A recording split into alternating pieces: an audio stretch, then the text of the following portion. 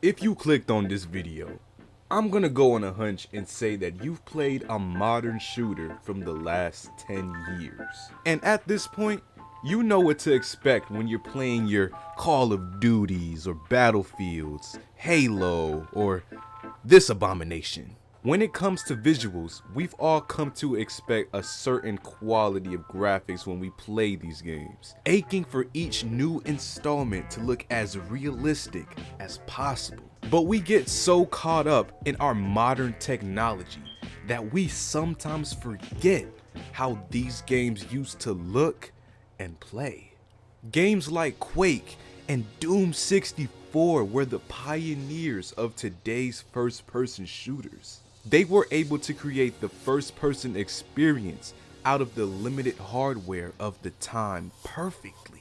Perfectly as in as perfect as it could be in the mid-90s. And obviously, like myself, a huge amount of gamers weren't able to experience this when it was first popular, being pretty much born into a world of modern shooters with modern technology.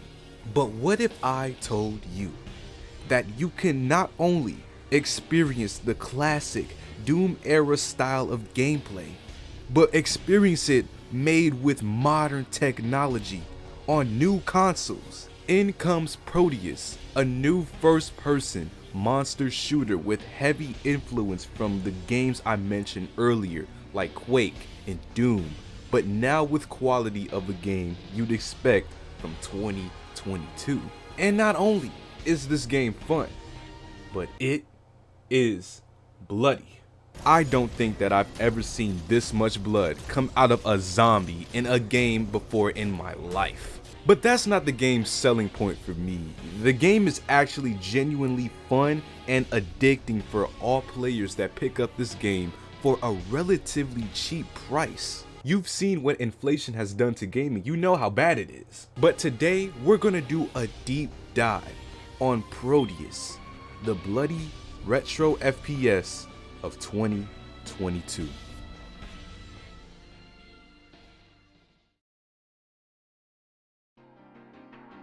Prodeus is an indie first-person shooter developed by Bounding Box Software and published by Humble Games. This is actually the second game this year that I've played by Humble Games, the first being Midnight Fight Express, a game I did a review on a few weeks back. But I knew I was in for a good time with the publisher being Humble Games. As of right now, they're on a 2 out of 2 win streak for me when it comes to their games. This game, however, was crowdfunded by Kickstarter all the way back in 2019.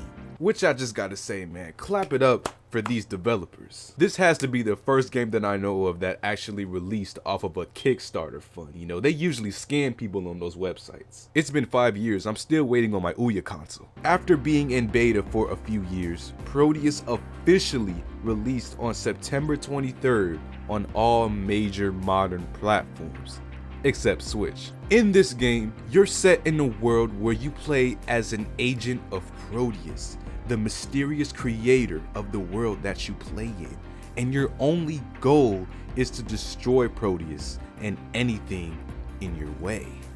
It's a very linear and somewhat vague story, but this game's shine comes from its gameplay. When you open up the game, you're brought into the campaign where you first learn the controls. As I said, it's paying homage to older titles with how it looks, but when you're deep in the game and actually killing enemies, it's almost like you don't even notice it anymore, and it feels like a game with modern graphics. It's like an illusion or something, I don't know. It might just be me, but I'd be lying if I said that I didn't forget what I was playing a few times. Anyways, as you learn the basic controls, you'll notice that the game is very fast-paced and kind of arcadish with how easily your player can maneuver. You then are given your first gun, which is a pistol. As of right now, there are only 12 weapons that you can get in the game, but as you can see, there are a lot of slots to be filled, and Humble Games have confirmed that more weapons are going to be added in the future. You can't necessarily purchase any weapon in the campaign though, or ammo. The guns are only unlocked when you find them in certain levels, and you carry the same ammo you leave with in and out of each level. But don't worry though, ammo pickups are pretty much everywhere, so you won't run out unless you're just wasting bullets.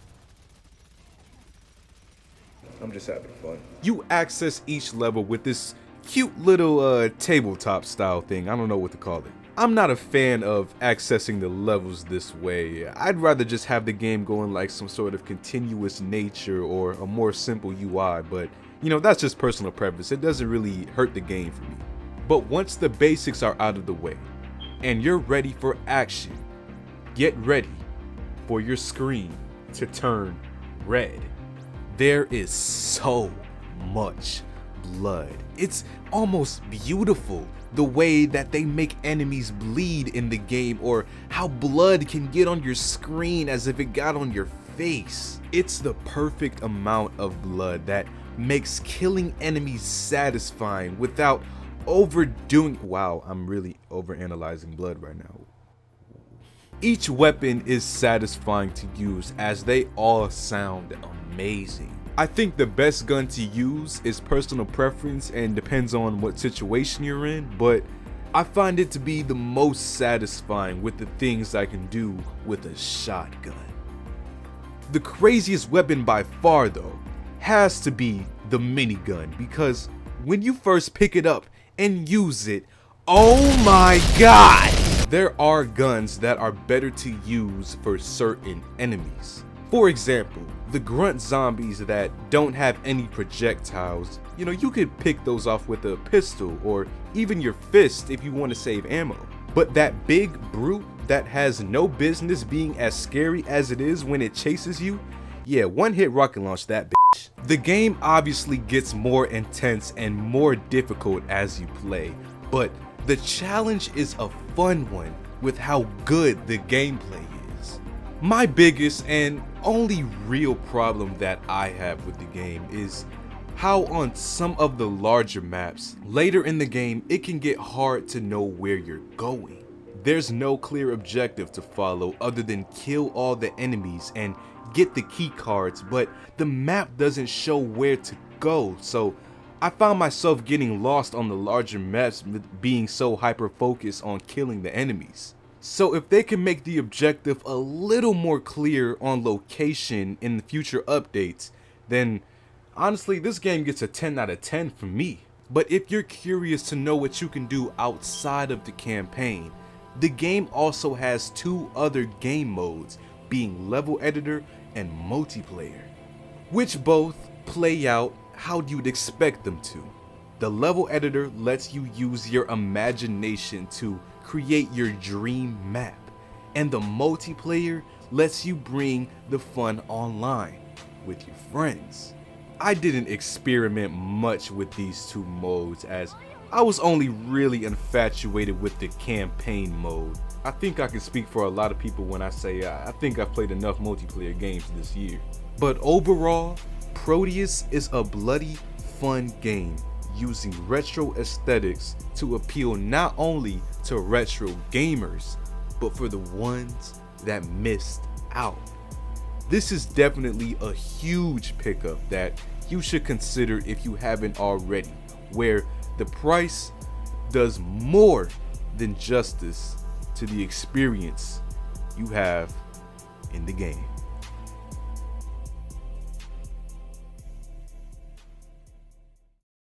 And that's Prodeus, man. I hope you guys enjoyed this video. If you did, leave a like, subscribe if you haven't already, and I'll see you on the next one.